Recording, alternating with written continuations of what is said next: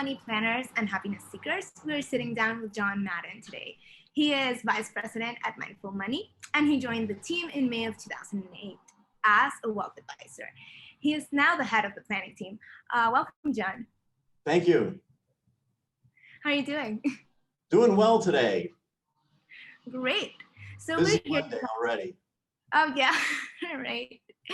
Perfect. So we're here to talk about your experience and also your time at Mindful Money. But before we do that, we're gonna get into some icebreaker questions to get to know you better. Sure. So tell us a little bit more about yourself.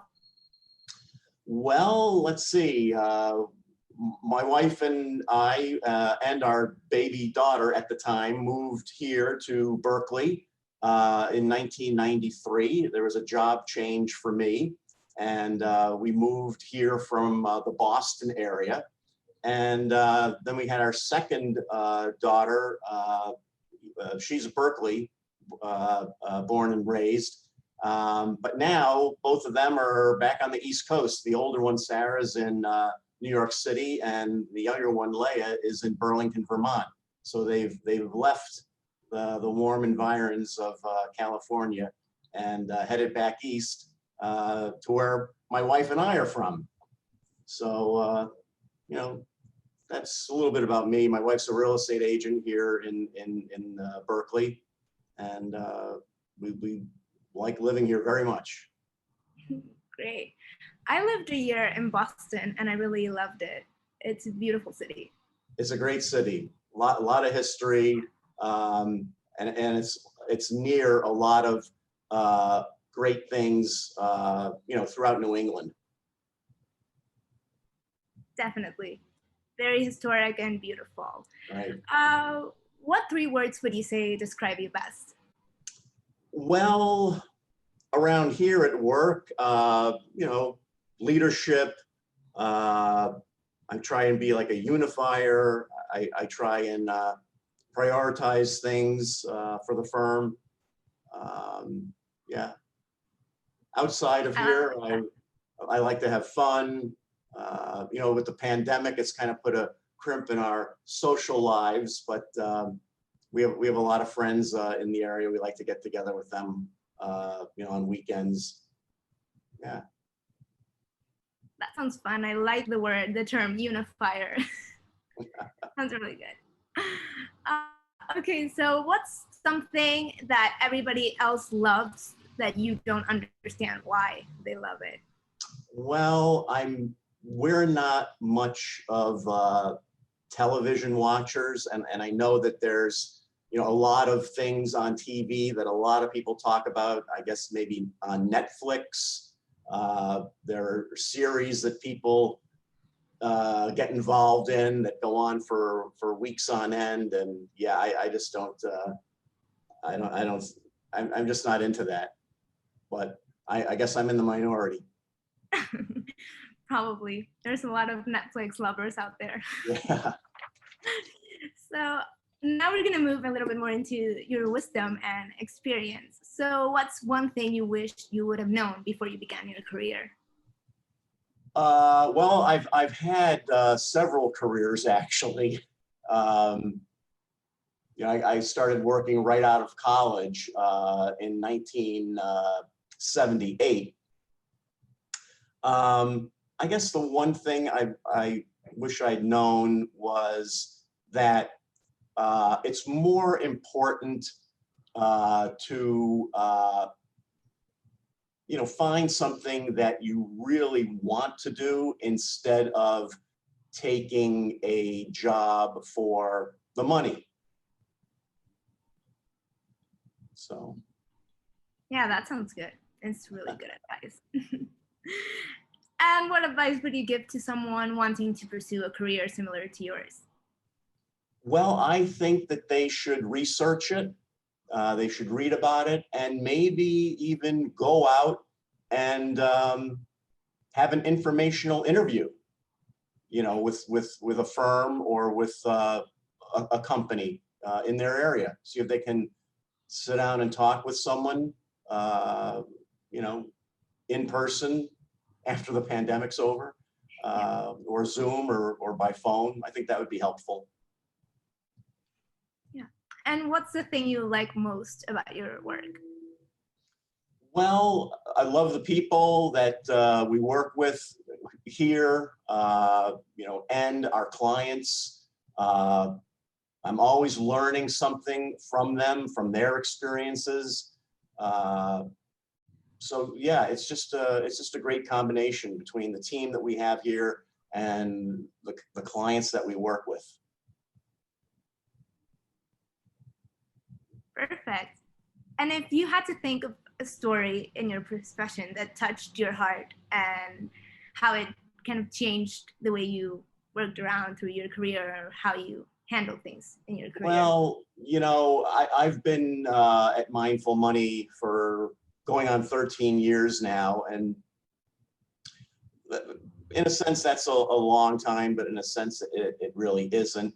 But we've had clients come and go. We've had some clients pass away, and that's something to think about when that happens.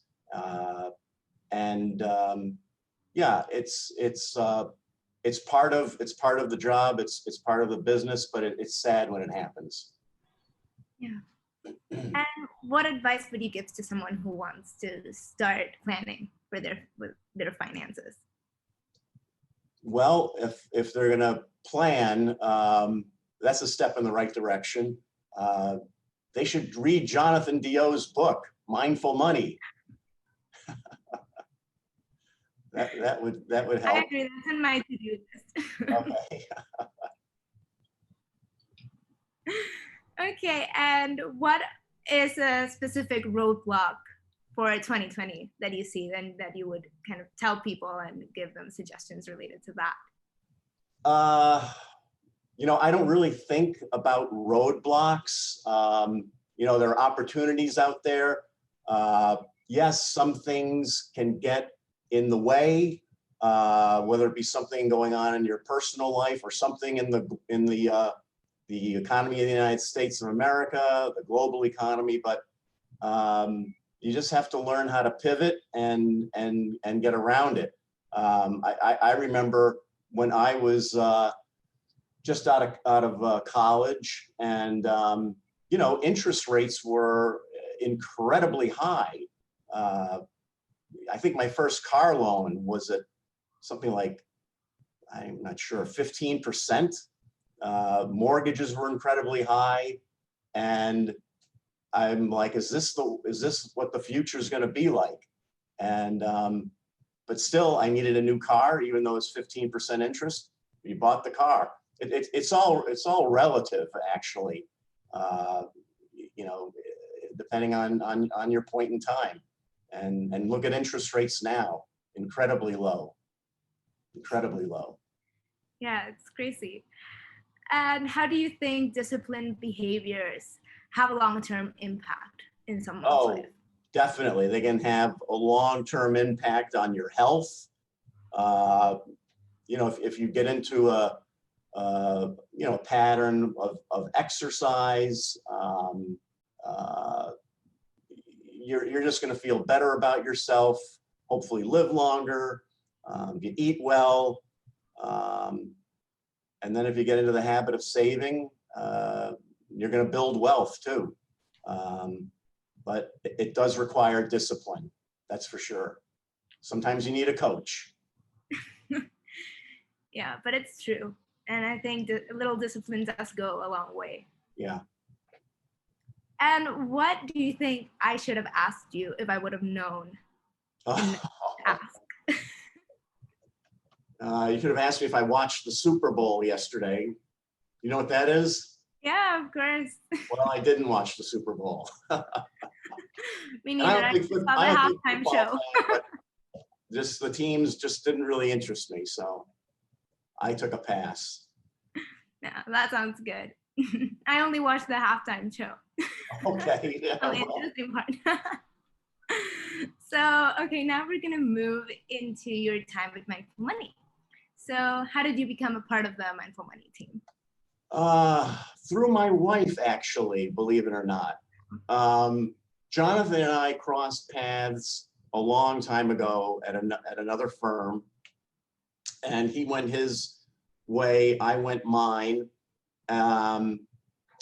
Then years later, my wife, who was a real estate agent, joined a local business networking group, and Jonathan was in that group.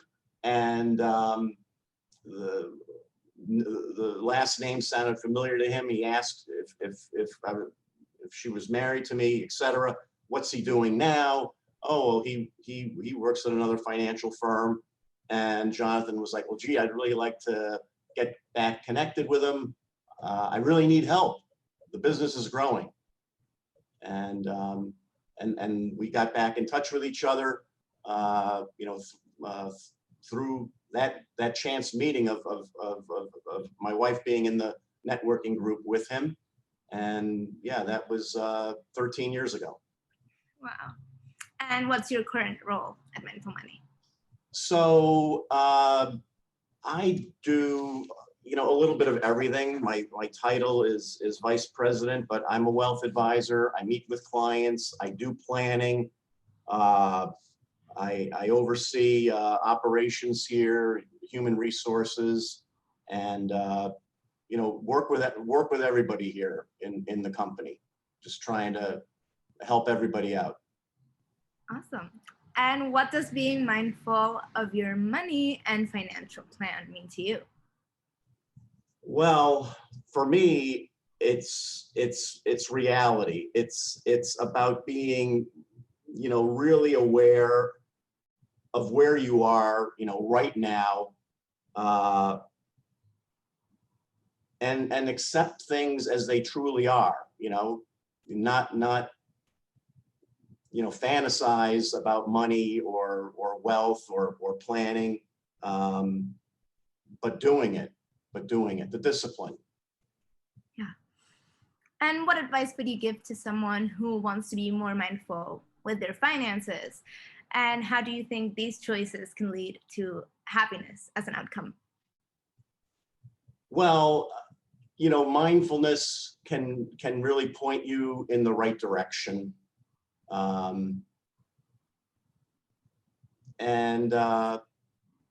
Working with someone, an advisor, kind of like a coach, that can help as well. For some people, it's difficult to do it on their own, and that's why there are firms like us. Some people do manage their own finances and investments, but the evidence is out there that you probably do better with an advisor and with a financial plan. Planning first. Yeah. And what's the biggest challenge you have currently in your specific role, and what are you doing to overcome it? Well, technology changes. We want to keep up with technology. So we're working on that, maybe making some changes going forward. And we want everybody's input in that process. But I don't want anybody to feel bad if we don't go with their particular idea. Their input is necessary and valid. So, that's always a little bit of a challenge. Yeah. And how do you continue to learn in order to stay on top of things within your role? Continuing education. Our team, shares their knowledge. We're all big readers here. We're always, directing each other to a blog post or an article, that having to do with personal financial planning or investing or the global macro economy out there. So we help each other out a lot, and we keep abreast of what's going on in our field. Yeah, and well, as you know, there's a lot going on in the world right now. What are you curious about now, and why? I'm curious about the next 4 years under our new president. Uh, it's definitely a change from the past 4 years, and I'm curious to see where it leads. It's a lot calmer, that's for sure. Yeah, that's I'm true. enjoying that. Yeah.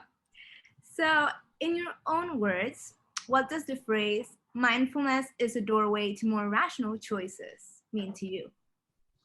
Well, like I said before, it's kind of based on reality.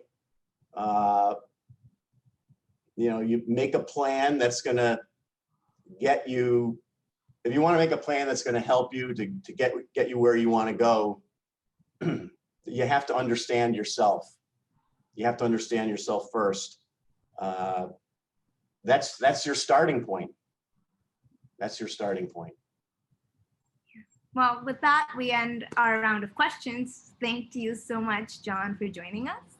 You're very welcome. And for the rest of you, I hope to see you soon so that you can meet our new guests. And just remember to stop predicting, start planning, and stay mindful. Goodbye. Bye-bye. Thank you.